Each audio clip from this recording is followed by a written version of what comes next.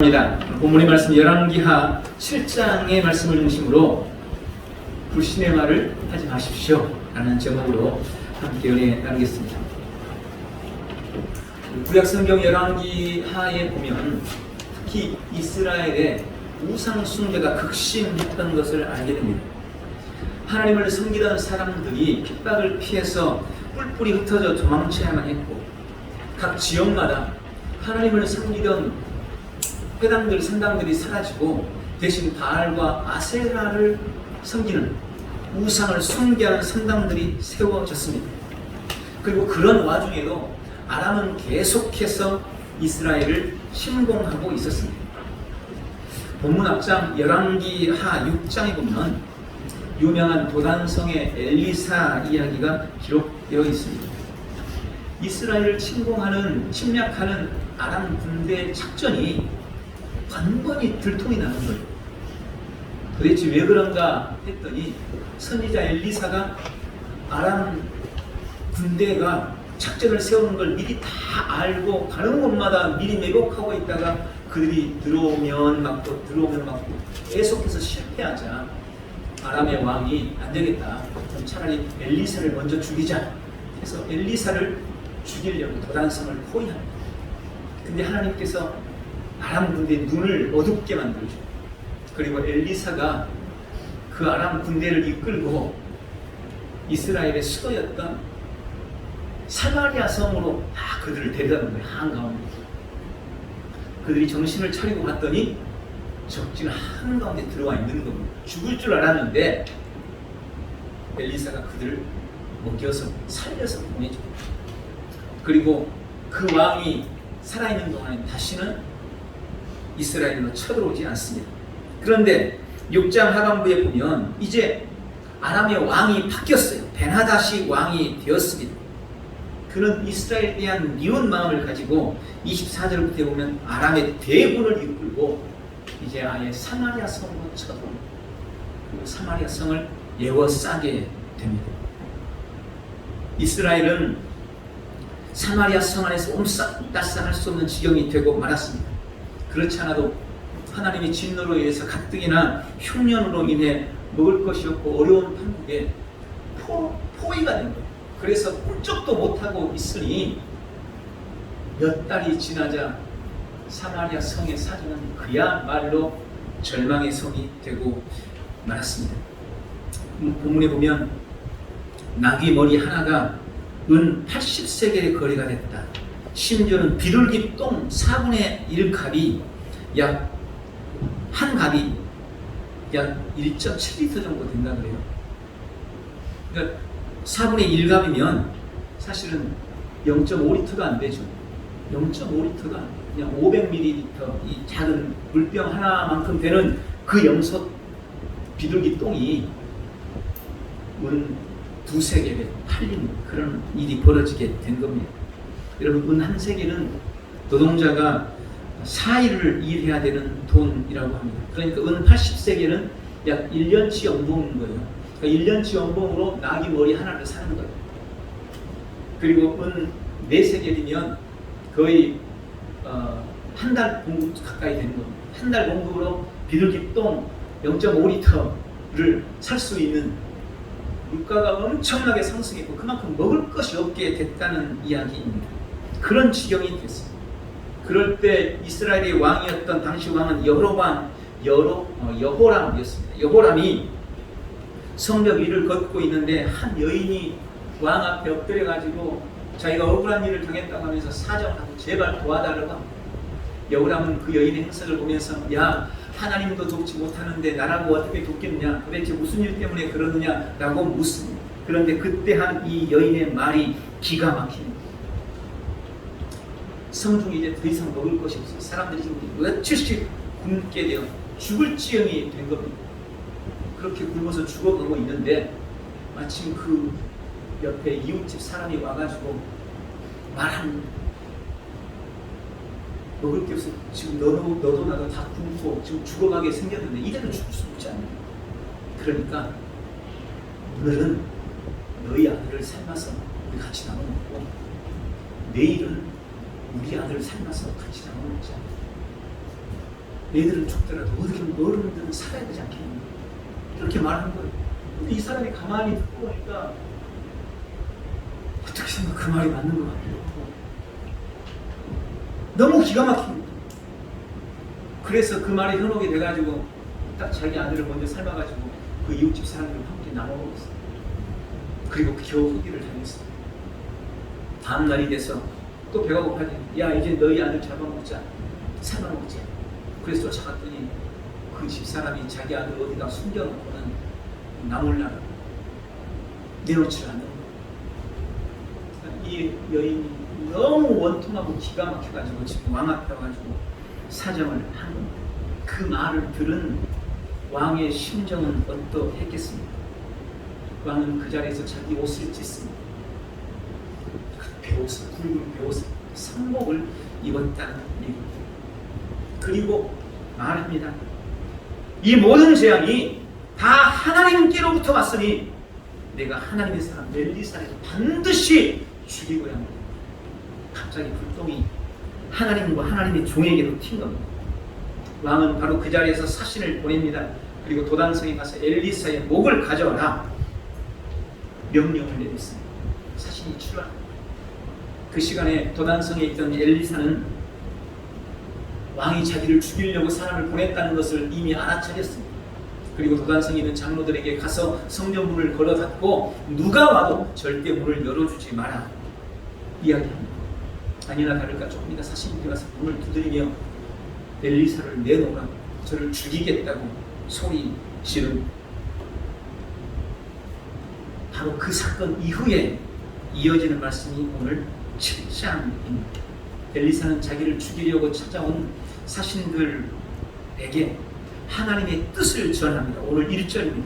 여호와께서 이르시되 내일 이맘때에 사마리아 성문에서 고운 밀가루 한 쌀을 한 세겔로 매매하고 보리 두 쌀을 한 세겔로 매매하리라 하셨느니라. 여러분 아까 한 갑은 0.5리터라고 했죠. 한 스아는 7.5리터예요. 그러니까 밀가루가 이제 한 쌀 7.5리터. 7.5리터면 많은 양이잖아요. 7.5리터를 한 세겔에 거래하게 된다는 겁니다. 내일. 그리고 보리 두 쌀 7.5, 15리터. 보리 15리터면 꽤 많은 양 아닙니까? 15리터면 15kg 거의 된다는 말이죠. 그건 이제 한 세겔로 역시 거래가 되게 될 거라는 겁니다. 그러니까 물가가 안정이 되고 이제 백성들이 풍족하게 먹게 될 것이라고. 지금 너희들이 겪고 있는 가난과 주림과 그 모든 것들이 해결이 될 것이라고 하나님께서 약속하셨다고 말씀을 하는 겁니다. 그런데 그 말을 들었던 왕의 총애하는 장관, 여기 왕의 한 신하가 엘리사에게 이렇게 말하는 거예요. 2절입니다. 여호와께서 하늘에 창을 내신들 어찌 이런 일이 있으리요? 안 믿습니다. 그러자 그 말을 듣고 엘리사가 다시 말합니다. 네가 네 눈으로 그것을 보게 될 것이다. 그러나 너는 먹지 못하리라. 그리고 그날 오후 황혼 때에 성 밖에 문둥병자 4명이 등장합니다. 그들은 성 밖에서 이왕 죽을 거 먹을 게 있는, 그래도 먹을 게 있는 아람 군대에게로 한번 가서 구걸해보고 주면 살고 죽이면 죽자. 그러고 아람 군대로 향했어요. 힘든 몸을 이끌고 아람 군대에 가봤더니 근데 웬일입니까? 막상 가보니 어찌된 일인지 아람 군대 막사와 말과 나귀, 무기, 식량 다 있는데 사람들만 어디론가 사라져버리고 없는 것입니다. 그래서 처음에 눈치 보다가 있는 거 먹을 거 실컷 먹고 배 두드리며 또 좋은 의복들, 금 가져다가 챙기고 그리고 놀고 있는데 가만 생각하니까 지금 사마리아 성에 굶주린 사람들이 생각이 납니다. 그래서 야, 우리는 좋은 거 얻었지만 우리끼리 먹고 말면 하나님이 우리에게 벌 내리겠다. 우리 다 성에 가서 알리자. 이렇게 해서 그들이 성에 가가지고 이야기한 겁니다. 지금 아람 진영에 가봤더니 아무도 없습니다. 믿지 않았지만 군인들 몇 명 보내서 확인해봤더니 정말 아무도 없습니다. 그래서 그들이 그곳에 무기와 식량을 다 챙겨서 사마리아 성의 사람들이 살게 되었다는 것이 오늘 이야기의 줄거리입니다. 오늘 주님이 이 말씀을 통해서, 이 사건을 통해서 우리에게 주시는 약속은 무엇일까요? 오늘 본문의 주님께서 우리에게 이 말씀, 이 사건을 통해서 우리 인생에 찾아오는 어떤 절망의 문제도 하나님께서 해결해 주신다고 약속하고 계십니다. 여러분, 인생은 근본적으로 문제를 안고 태어납니다. 우리가 잘 아는 죄의 문제로부터 시작해서 영원한 형벌인 지옥의 문제까지 우리 삶에는 수많은 문제들로 가득 차 있습니다. 그리고 그 인생의 문제들은 불행하게도 우리의 힘과 능으로는 해결할 수가 없습니다. 성경은 우리 인생이 지는 근본적인 문제를 약 3가지로 말씀합니다.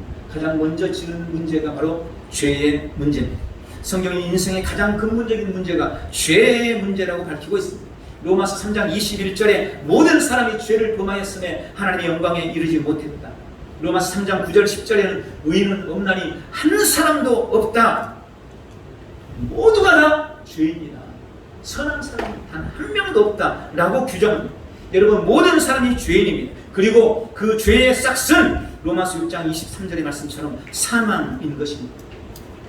누구도 이 죄로 인한 형벌, 죄의 싹을 피할 수가 없습니다. 그런데 히브리서 9장 28절에 이와 같이 그리스도께서 많은 사람의 죄를 담당하시려고 단번에 들이신 바 되셨다. 그리고 히브리서 10장 19절에 이렇게 우리를 사하셨은즉 다시 죄를 위하여 제사 드릴 것이 없느니라. 여러분, 영원한 대제사장이신 예수님께서 이 땅에 오셔서 십자가를 짊어지시고 우리 인생의 가장 본질적이고 근본적인 죄의 문제를 해결해 주셨다는 것입니다. 다시는 죄를 위해서 제사 드릴 필요가 없도록 예수님께서 십자가를 짊어지시고 우리의 모든 죄를 청산했다고 약속하고 계시는 것입니다. 주님이 우리의 죄의 문제를 해결해 주셨습니다. 또한 우리 인생은 본질적으로 하나님을 떠난 문제를 가지고 있습니다. 사람은 죄를 짓고 하나님과 함께할 수 없었습니다. 하나님으로부터 떠나게 되었습니다. 물고기는 물을 떠나서 살 수 없습니다. 나무는 반드시 그 뿌리를 흙에 내리고 있어야 합니다. 마찬가지로 사람은 반드시 하나님과 함께 해야 합니다. 그래야 살 수 있습니다. 그런데 창세기 3장 23절에 보면 죄를 지은 인생은 더 이상 하나님과 함께할 수 없었습니다. 하나님을 떠나게 됩니다. 하나님을 잃어버렸습니다. 그로 인해서 그때부터 인간의 불행이 시작되었습니다. 하나님을 떠나 있는 인생은 마치 어린 아이가 엄마를 떠나서 행복할 수 없듯이 아무리 애를 쓰고 아무리 노력을 해도 결코 행복을 누릴 수가 없는 것입니다. 그런데 요한복음 14장 6절에 내가 곧 길이요 진리요 생명이니 나로 말미암지 않고는 아버지께로 올 자가 없느니라. 예수님은 하나님께로 가는 유일한 길로 이 땅에 오셨습니다. 우리는 예수님을 통해 하나님을 만납니다. 오직 예수 그리스도를 통해 아버지의 품에 안길 수 있게 된 겁니다. 참 선지자이신 예수님은 십자가를 통해서 하나님을 만나는 유일한 길이 되어주셨습니다. 우리 인생의 근본적인 문제를 해결해 주시는 것입니다. 세 번째 인생의 문제는 바로 사단과 마귀의 문제입니다. 죄를 짓고 하나님을 떠난 인생은 공중권세 잡은 자인 사탄에게 속하게 되었습니다. 요한복음 8장 44절 너희는 너희 아비 마귀에게서 났다. 우리의 신분이 마귀에게 속했다고 규정하고 있습니다. 사단 마귀는 처음부터 살인자요 거짓말자입니다. 그는 도둑질하고 멸망시키는 자인 것입니다. 사단 마귀에게 속하여 있는 한 우리가 하는 어떤 선이나 의도 헛되고 위선이고 거짓일 뿐입니다. 그런데 요한 1서 3장 8절에 하나님의 아들이 나타난 것은 마귀의 일을 멸하려 하십니다. 여러분, 그 마귀의 일을 멸하시기 위해서 예수님께서 이 땅에 오신 것입니다. 만왕의 왕이신 예수님은 십자가를 지시고 부활하심으로 사탄의 머리를 깨뜨렸습니다. 마귀를 멸함으로, 마귀의 일을 멸함으로 주님은 우리에게 영원한 이김과 승리를 허락해 주시고 우리 인생의 모든 문제를 해결해 주시는 것입니다. 여러분, 주님은 그렇게 우리 인생의 본질적인 문제, 근본적인 죄의 문제, 하나님을 떠난 문제, 사단 마귀의 모든 문제를 해결해 주시는 것입니다. 오늘 사마리아 성에 임한 문제와 지독한 절망을 한번 보십시오. 지금 사마리아 성은 적들에 의해서 완전히 포위된 전쟁의 위기를 만났습니다. 그들은 철저히 고립되었고 극도의 가난과 궁핍의 문제로 고통당하고 있습니다. 다 하나님을 떠나서 우상을 숭배한 결과였습니다. 여러분, 아무리 사람이 극한에 처해도 그렇지, 어떻게 내 살을 파서 자식에게 먹일지언정 자식을 잡아서 삶아먹는 이런 일이 벌어질 수 있습니다. 그런데 사마리아 성에는 그런 비극이 벌어졌다는 것입니다. 실제로 그런 일이 일어나고 말았다는 것입니다. 더 이상 사람이기를 포기하는 엄청난 절망이 그들의 삶에 찾아온 것입니다. 그러나 그런 극심한 절망의 문제를 하나님은 하루아침에 해결해 주십니다. 그것이 오늘 주님이 우리에게 동일하게 주시는 약속인 것입니다. 오늘 우리가 어떤 인생의 문제로 힘들어하고 있습니까? 무엇이 우리를 낙심케 하고 있습니까? 무엇이 우리를 절망케 합니까? 날 위해 십자가를 지시고 다 이루신 주님, 사마리아 성의 극한의 절망을 해결하신 그 하나님, 내가 너의 인생의 문제도, 너의 인생의 절망도, 네가 지금 고민하고 고통당하는 그 문제도 내가 해결해 주리라 하는 것이 오늘 주님이 우리에게 주시는 약속인 것입니다. 오늘 이 약속의 말씀을 붙들고 승리하는 복되는 성도들이 되시기를 예수님의 이름으로 축원합니다. 두 번째로, 그러므로 절대 결코 불신의 말을 하지 마십시오. 절망 속에 있던 사마리아 성의 엘리사는 하나님의 은혜의 소식을 전했습니다. 내일 이맘때에 사마리아 성문에서 엄청난 밀가루와 보리를 싸게 매매하게 될 거다. 여러분, 지금 하나님께서 주의 종을 통해서, 엘리사를 통해서 하나님의 은혜의 소식을 전하고 있는 거예요. 축복의 소식, 문제가 해결될 것이라는 은혜의 소식을 전하고 있는 것입니다. 굶주림에 죽어가는 그들에게는 이 말이야말로, 이 소식이야말로 그야말로 복음 중에 복음이었습니다. 그런데 그 기쁨의 소식, 그 복음에 초를 치는 사람이 있습니다. 2절에 등장하는 왕이 그의 손에 의지하는 자, 왕의 총애받는 이 장관, 그 사람이 엘리사가 한 이 축복의 말에 정면 거부하면서 말하는 거예요. 뭐라고 합니까? 여호와께서 하늘에 창을 내신들 이런 일이 있을 수 있겠느냐? 한마디로 말도 안 되는 소리 하지 말라는 거예요. 그런 택도 없는 소리 하지 말라는 거예요.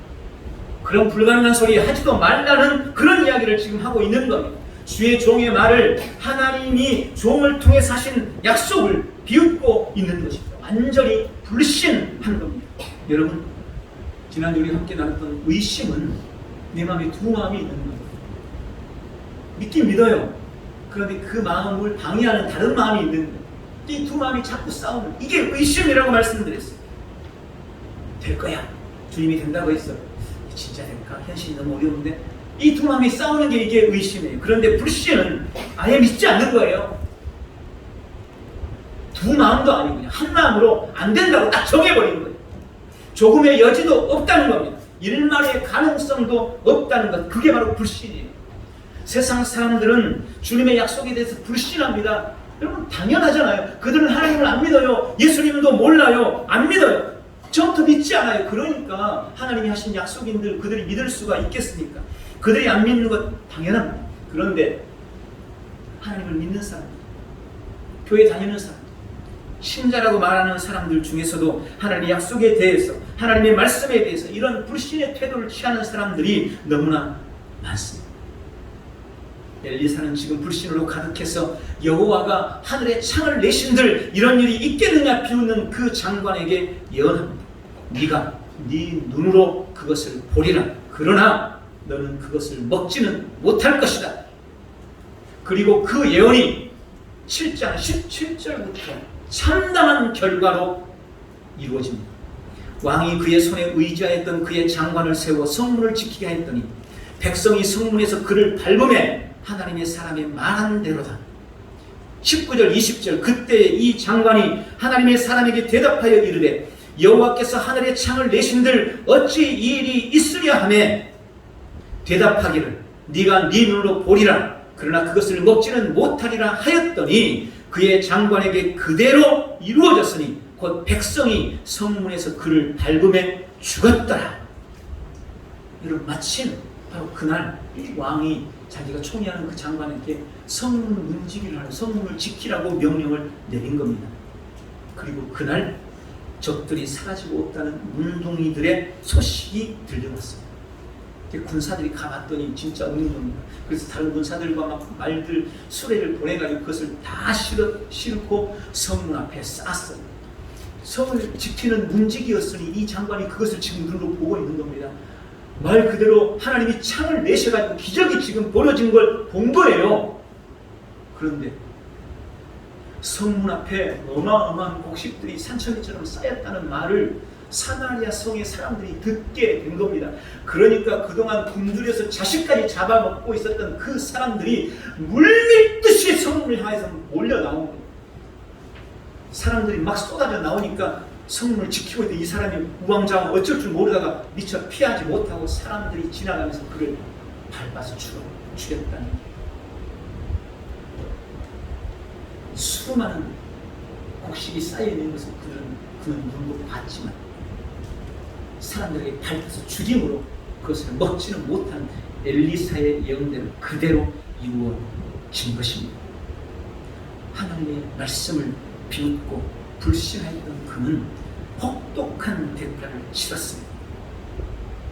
누가복음 1장 37절을 말씀합니다. 대저 하나님의 모든 말씀은 능치 못함이 없느니라. 여러분, 주님이 말씀하셨음에도 사실 우리가 잘 믿어지지 않을 때가 있습니다. 여러분, 그럴 수 있어요. 믿음이 약하면 얼마든지 그럴 수 있습니다. 그런데 우리가 분명히 알아야 할 것이 있습니다. 약속하신 분이 하나님이시고, 그리고 그것을 행하시는 분 역시 내가 아니라 하나님이시라는 겁니다. 여러분, 우리가 믿는 것은 나를 믿는 것이 아닙니다. 우리의 믿음이라는 것이 주여 믿습니다 하면 내가 뭔가 내 안에 감춰져 있던 잠재력이 발현돼서 뭔가 큰 일을 하게 되는 그런 게 믿음이 아니에요. 믿습니다 그러면 나도 모르고 있던 내 가능성이 막 나타나거나 숨은 잠재력이 나타나서 그것을 믿는 것, 여러분, 그걸 신념이라고 말하지, 그걸 믿음이라고 말하지 않습니다. 신념은 나를 믿는 거예요. 나를. 믿음은 전능하신 하나님을 믿는 것입니다. 종종 목사님들 중에서도 하나님이 주신 비전이라고 하면서 좀 화한데 말씀하시는 분들이 가끔 계세요. 다른 사람들 눈에는 그야말로 택도 없는 소리를 하시는 분들이 가끔 있습니다. 근데 여러분, 그게 그분의 믿음인 거예요. 그렇게 되든 안 되든 그건 그분의 몫이고 하나님과의 관계에서 그분의 몫이고 그의 믿음에 달려 있는 겁니다. 근데 굳이 내가 그걸 판단해가지고 그게 가능하니 불가능하니 그걸 내가 판단하고 말할 필요가 없는 거예요. 내가 하나님이 아니거든요. 아무리 내가 볼 때는 택도 없는 말 같아도 하나님이 정말 그를 통해서 그런 일들을 이루실 수 있어요. 우리는 그것을 인정해야 되는 겁니다. 그래서 다른 사람의 믿음의 말에 함부로 판단하는 것은 몹시 불경한 일. 그야말로 여호와께서 하늘에 창을 내신들 이런 일이 있겠느냐라고 말하는 불신의 말인 것입니다. 저는 될 수 있는 대로 그러지 않으려고 많이 노력을 합니다. 그런데 의외로 쉽게 판단하고 말하는 사람들이 너무 많아요. 그럼 우리가 그런 말을 들었을 때 우리는 어떤 태도를 취해야 될까요? 만약 제가 여러분에게 하나님이 하신 말씀이라고 하면서 그야말로 택도 없는 소리를 한다면 여러분 어떻게 말씀하시겠네요? 어떻게 반응을 보이시겠네요? 여러분, 올해 2021년이 지나가기 전에 약속대로 주님께서 작은 자가 1000명을 이루고 약한 자가 강국을 이루게 될 것입니다. 주님이 그렇게 약속하셨습니다. 이렇게 말하면 아무 말 못하십니까? 그럼 그때 여러분 어떻게 반응하십니까? 지금 우리 상황으로 봐가지고 택도 없는 소리인데 이런 말씀들이 여러분에게 들려질 때 누군가 여러분에게 그렇게 말할 때 여러분은 어떤 태도를 취하시겠느냐? 세 가지로 제가 말씀드립니다. 여러분, 조금이라도 그것이 긍정이 되신다면 당연히 아멘 하고 같이 기도하셔야 합니다. 그러면 됩니다. 여러분, 우리 순복면일대전 교회가 작은 자가 1000명을 이루고 약한 자가 강국을 이루게 될 줄 믿습니다. 그럼 그렇게 아멘 하십니다. 긍정하신다면 아멘 하고 같이 기도하면 됩니다. 그런데 좀 내가 생각했을 때 내가 믿음이 없어서 그런지 아멘이 선뜻 안 나와요. 그럼 그때는 목사님 말씀대로 되기를 바랍니다. 목사님 말씀대로 되기를 축복합니다. 항상 축복해 주시면 돼요. 그분이 나에게 어떤 말을 했는데 내가 볼 때 좀 허황돼 보여요. 공감이 잘 안 가요. 그러면 네, 집사님 말씀대로 꼭 되기를 바랍니다. 네, 권사님 말씀대로 되기를 바랄게요. 여러분들 그렇게 하시면 돼요. 그분 믿음대로 되라고 축복해 주시면 되는 겁니다. 여러분 그렇게 하시기 바랍니다. 그리고 세 번째, 그것마저도 도저히 안 될 것 같아요. 아무리 생각해도 너무 허황돼. 그러니 그때는 그냥 침묵하십시오. 아이 집사님 내가 봤을 땐 그게 말도 안 되는 소리 해. 여러분 그런 소리 하지 마세요. 그냥 입 다무세요. 침묵하세요. 그냥 조용히 계세요. 그러면 되는 겁니다. 굳이 하나님께서 하늘에 창을 내신들 그런 일이 일어날 수 있겠냐고. 왜 내 입으로 초를 칩니까? 왜 내 입으로 불신의 말을 내뱉습니까? 될 수 있을 것 같거든 아멘 하시고, 조금 힘들어 보이면 그 믿음대로 되기를 바랍니다. 그러면 되시고, 이도저도 도저히 안 될 것 같아 보이면 그냥 침묵하세요. 불신의 말을 내뱉지 마십시오.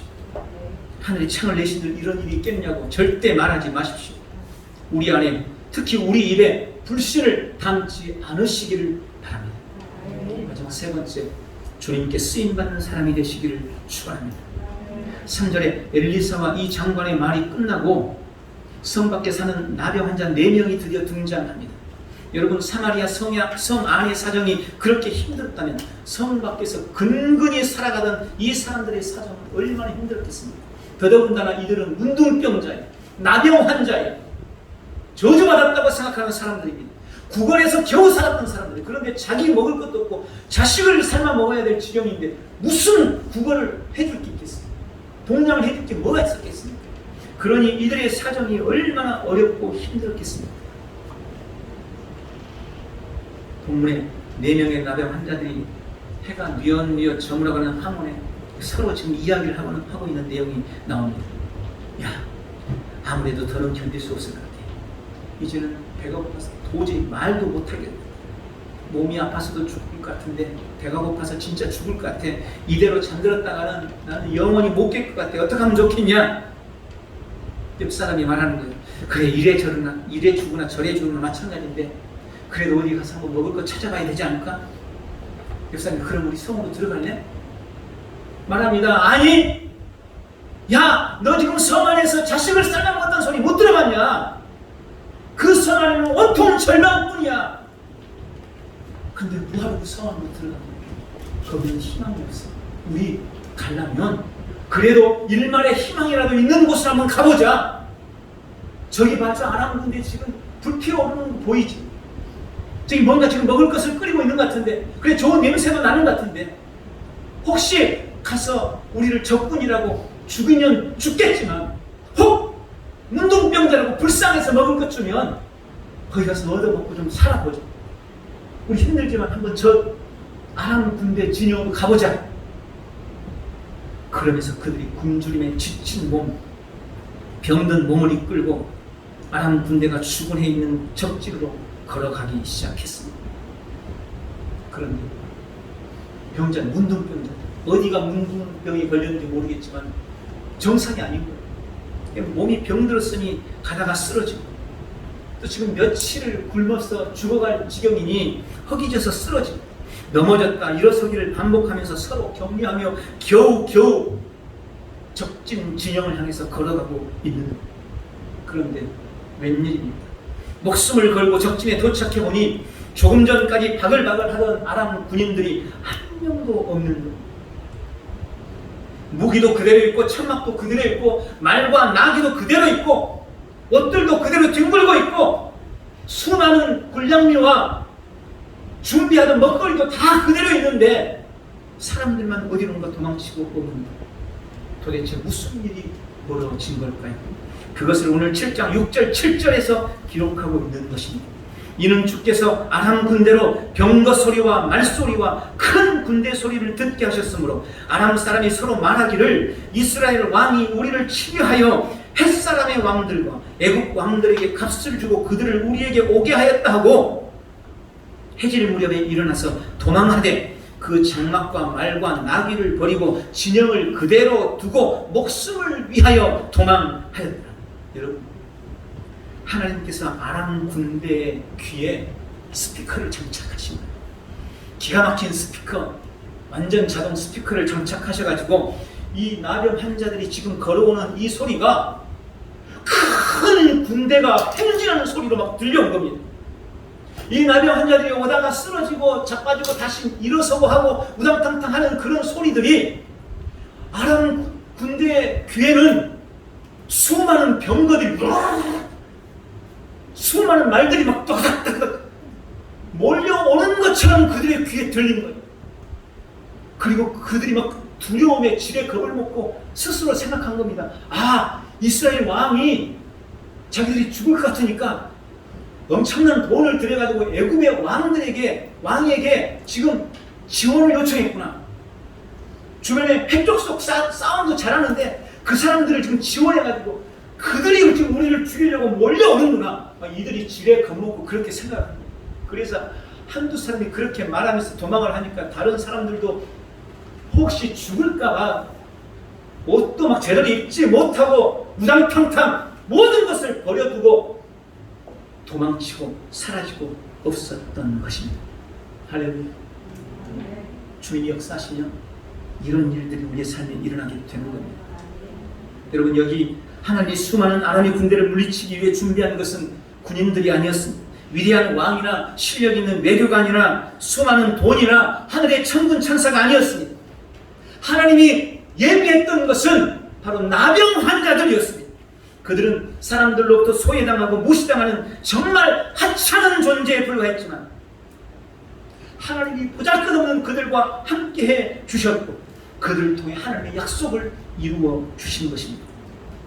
저는 이 4명의 나병 환자들을 왜 하나님이 쓰셨는지, 어떻게 하나님께서 그런 하찮은 자들을 그렇게 위대하게 사용하실 수 있었는지, 도대체 그들 속에 뭐가 있었는지 3가지로 묵상했습니다. 첫 번째, 그들 안에 있는 소망 때문에 주님은 그들을 사용하셨습니다. 여러분, 주님은 언제나 소망의 사람을 사용합니다. 지금 사마리아 성에는 절망만 가득해 있습니다. 왕으로부터 장관들이나 백성들까지 어느 누구도 일말의 희망도 없는 완전히 절망 속에 묻혀 있습니다. 그런데 가장 절망할 수밖에 없었던 이 나병 환자들, 이 문둥병자들은 도리어 소망을 가지고 있었어요. 살아야 되겠다는 소망, 뭔가 희망을 찾아서 나가야 되겠다는 소망, 내가 적진으로라도 가가지고 반드시 살아야 되겠다는 그런 소망을 가지고 그들은 소망을 향하여 나아갔습니다. 우리가 어디로 가야 살까? 사마리아 성에는 절망만 가득한데 일말의 소망이라도 보이는 저 아람 군대로 가자! 그러면서 그들은 소망을 향해, 희망을 향해 나아갔습니다. 여러분, 아무리 상황이 어렵고 힘들어도 소망을 포기해서는 안 되는 것입니다. 왜냐하면 하나님이 우리의 소망이 되시기 때문입니다. 지금도 하나님은 소망을 가진 사람, 희망의 끈을 놓지 않는 사람을, 주님을 바라보는 사람을 쓰시고 사용하시는 겁니다. 두 번째로 주님이 이 나병 환자들을 쓰셨던 것은 그들이 가졌던 용기 때문이었습니다. 절망적인 상황 속에서 이 4명의 나병 환자들은 용기를 냅니다. 비록 적진이지만 가서 죽을지도 모르지만 그들은 마음을 추스리고 서로 위로하며 용기를 가지고 나아갑니다. 여러분, 우리 성도들에게는 든든한 백그라운드가 있습니다. 전능하신 하나님, 우리 아버지라는 겁니다. 여러분, 우리가 아버지라고 부르는 바로 그분이 전능하신 하나님 되십니다.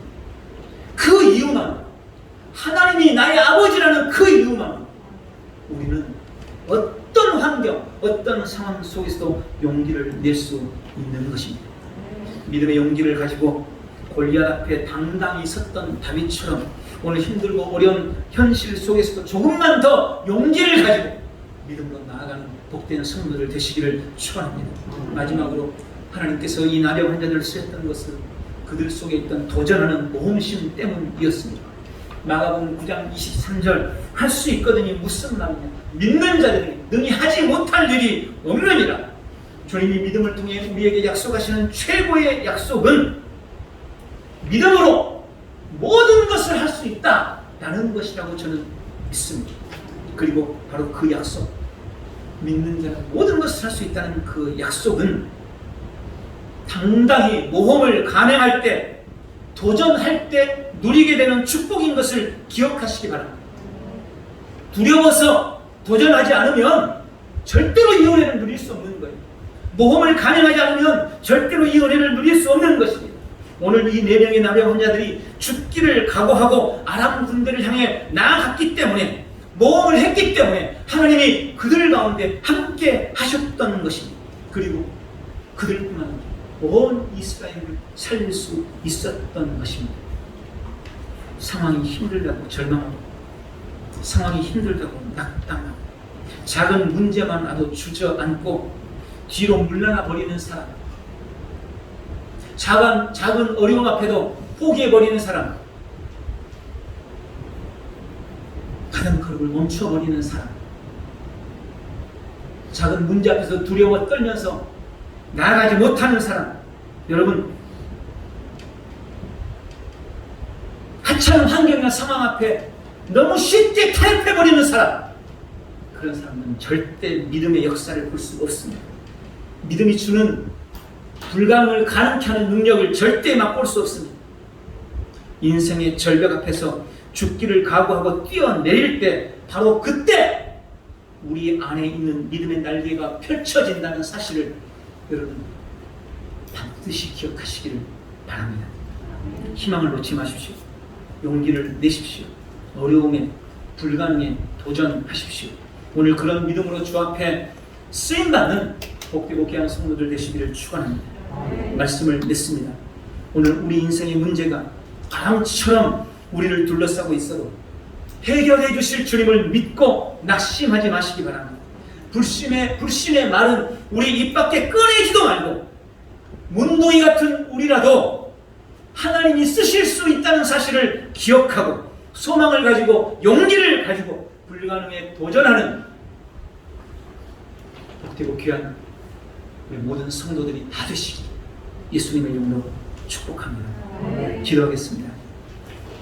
전능하신 하나님, 상황이 힘들고 어려워도, 아무리 문제가 커 보여도, 아무리 불가능해 보여도 우리 입에서 절대 불신의 말을 내뱉지 않도록 인도하여 주옵소서. 우리 입을 지켜주시옵소서.